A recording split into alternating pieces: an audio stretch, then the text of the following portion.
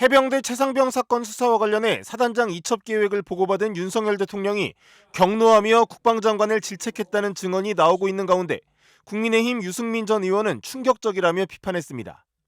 유 전 의원은 자신의 SNS에 VIP께서 격노하면서 국방장관에게 이런 일로 사단장까지 처벌하게 되면 누가 사단장을 할 수 있겠냐고 질책했다는 증언이 나온다며 사실이라면 엄정한 수사를 지시했던 대통령 자신이 해병대 수사단의 수사 결과를 은폐, 조작하라고 지시한 것이라고 비판했습니다.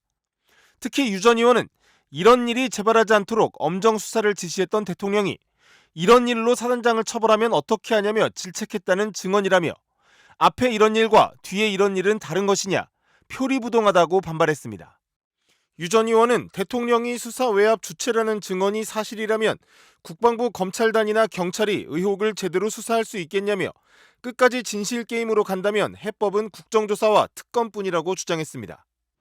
제기된 의혹에 대해 국방부는 전혀 사실이 아니라고 밝힌 바 있고 대통령실은 이미 국방부에서 해명이 됐다며 별도의 입장을 내지 않고 있습니다. 고 최상병 사건 조사 결과에 대한 언론 설명회가 취소됐던 지난달 31일. 그날 오후 국방부에서는 대책회의가 열렸고 국방부 법무관리관은 혐의를 빼라는 취지로 당시 수사단장인 박정훈 대령에게 말했습니다. 사건의 혐의를 빼고 사실관계만 정리해서 이첩할 수 있다는 말이 최초부터 제가 드린 이첩의 방법이었습니다.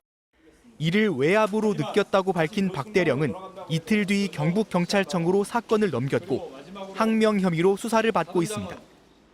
그런데 박 대령이 군검찰에 낸 진술서에는 외압 의혹에 대통령실이 연관돼 있다는 정황이 포함된 것으로 파악됐습니다. 김계환 해병대 사령관이 국방부에서 혐의자와 혐의 내용을 빼라고 하는데 어떻게 하냐고 물었고 박 대령은 안 된다, 손바닥으로 하늘을 가리는 것이라고 말합니다. 도대체 국방부에서 왜 그러는 겁니까? 라고 박 대령이 사령관에게 되묻자 대통령실 회의에서 수사 결과에 대한 언급이 있었고 VIP, 즉 윤석열 대통령이 격노하면서 장관과 통화한 뒤 이렇게 됐다는 대화가 오갑니다. 이때 박 대령이 정말 VIP가 맞습니까? 라고 재차 물었고 김계환 사령관이 고개를 끄덕이며 맞다고 했다는 게 진술서 내용입니다. 임성근 사단장 등 8명의 과실치사 혐의를 적용했다는 보고에 윤 대통령이 장관을 질책했다는 MBC 스트레이트 보도와도 맞닿는 대목인데 국방부는 장관은 누구와 통화를 하거나 이야기를 들은 바도 없다고 밝혔습니다. 대통령실은 외압 의혹에 대해 어떻게든 안보실을 끌어들이려는 의도가 보인다.